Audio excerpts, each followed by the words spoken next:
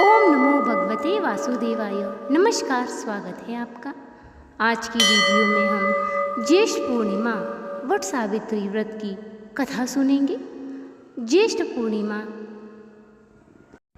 ज्येष्ठ महीने की शुक्ल पक्ष की पूर्णिमा तिथि को पड़ती है। इस दिन भगवान शिव और भगवान विष्णु की पूजा की जाती है। महिलाएं इस दिन पूरा श्रृंगार करके वट के पेड़ की पूजा करती हैं, अपने पति की लंबी उम्र की कामना करती हैं।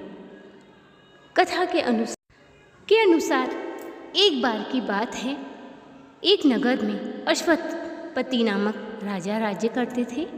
उनके यहाँ धन संपदा सब कुछ थी, परंतु एक बात का कष्ट था कि उन्हें कोई संतान नहीं थी। इस कारण वे लगातार 18 वर्षों तक 1.25 लाख बार मंत्रों का उच्चारण कर यज्ञ किया। 18वें वर्ष सावित्री देवी प्रसन्न होकर प्रकट हुई और उनसे कहने लगी कि तुम्हारे घर एक बहुत ही दिव्य कन्या जन्म लेगी। तुम्हारी पूजा और भक्ति से मैं अत्यंत ही प्रसन्न हूँ। यह कहकर सावित्री देवी वहाँ से अंतर्ध्यान हो जाती है। कुछ समय के बाद अश्वपति के यहाँ एक कन्या जन्म लेती है। सावित्री देवी के वरदान के कारण उसका नाम सावित्री रखा जाता है। वह कन्या अब अपने पिता के घर में धीरे धीरे बड़ी होने लगती है। जब वह विवाह योग्य होती है तो अश्वपति सोचते हैं कि मेरी कन्या इतनी दिव्य है और इतनी सुंदर है, मैं इसका वर कैसे ढूंढूं। इस कारण वो अपनी पुत्री को कहते हैं कि हे पुत्री, तुम स्वयं ही अपना वर ढूंढो, मैं उसके साथ तुम्हारा विवाह अवश्य करवा दूंगा। इस पर सावित्री अब वन में भटकने लगी और अपनी सखियों के साथ जाके अपनी वर को ढूंढने लगी।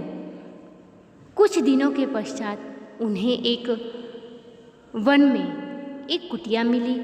कुटिया के बाहर एक युवक जिसका नाम सत्यवान था लकड़ी काट रहा था।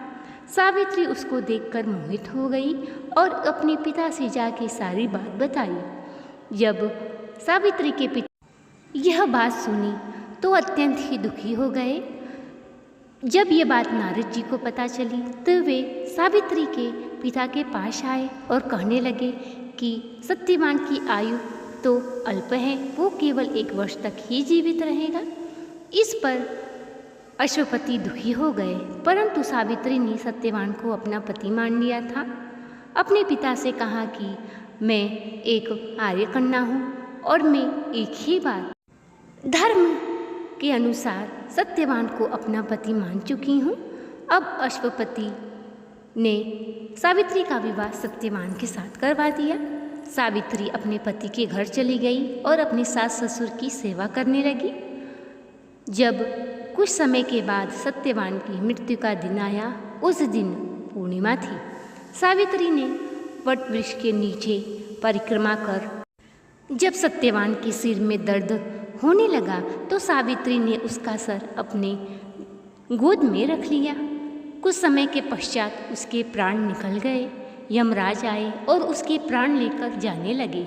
सावित्री भी पीछे पीछे चलने लगी।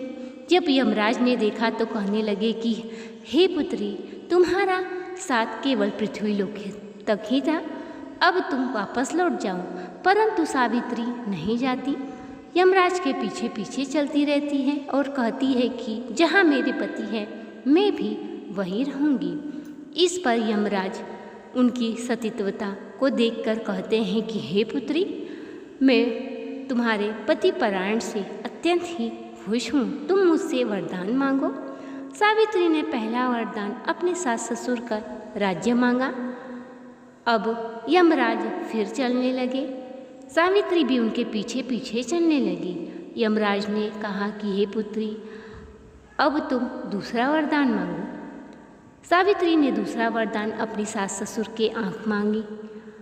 अब यमराज ने कहा कि तुम वापस लौट जाओ।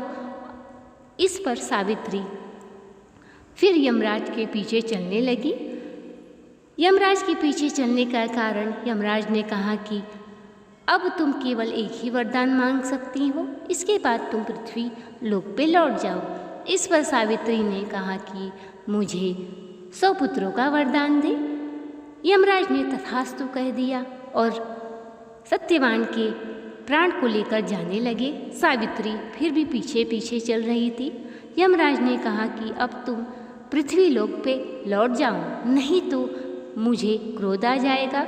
इस पर सावित्री कहने लगी कि आपने तो मुझे 100 पुत्रों का वरदान दिया है, मैं एक पतिव्रता स्त्री हूँ, आप मेरे पति को लेकर जा रहे हैं तो मैं 100 पुत्रों की माता कैसे बनूंगी। इस पर यमराज प्रसन्न होकर और सत्यवान के प्राण को लौटा दिया। सावित्री सत्यवान के साथ खुशी खुशी रहने लगी। उनके सास ससुर का राज्य भी वापस मिल गया। अंधे सास ससुर की आंखें वापस आ गई। तो ये थी आज की वट पूर्णिमा की कथा। वीडियो पसंद आया हो तो चैनल को सब्सक्राइब करें, वीडियो को लाइक और शेयर करें। कमेंट बॉक्स में भगवान विष्णु और भगवान शंकर जी का जयकारा अवश्य लगाएं। मिलते हैं अगली वीडियो में अगली कथा के साथ। तब तक के लिए नमस्कार।